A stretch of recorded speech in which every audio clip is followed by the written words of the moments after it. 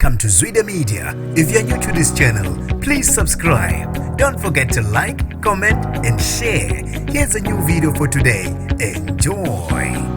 Lishone ngosizi emndenini emizelwe izihlobo zayo namhlanje ntambama nginibingelele ngiphinde nginamukele izindabeni zezwide-media igama lami ngosibonga konke wakantwanda mothanda ungangibiza intatheli eka YouTube ube usizi lodwa ngesikhathi kuminza abantu ababili eNelspruit River ezonke izizwe eKatlehong namhlanje ntambama kuminze izingane ezilinganiselwe eminyakeni engu-20 ezingadalulanga amagama nezibongo ngesikhathi zizogcina usiku kube ukuthi zishone zombili kanti lo obezosifaka emanzini ukwazile ukuphuma ephila kubeke sekulandwa abezosizo oluphuthumayo bazidakula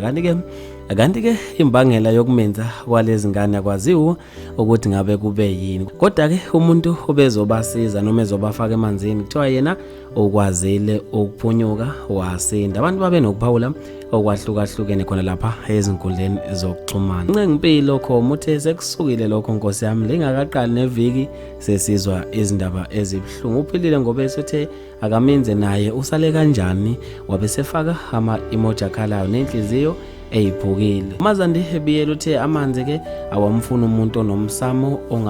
ongahlanjululiwe ongcolile ayiblame lo obebalethe emanzini ngoba bekumele akwazi lokho and uyanikela emanzini ngemali emhlophe ucele kubanikazi bamanzi ukudedengu bube kumthandazi uzola nceke uthe yo ngakhumbula ezahamba nolwandle ezimbili nazo zalaliswa kanje uforensic kwakungeve kubhlungu futhi neminyaka yayilingana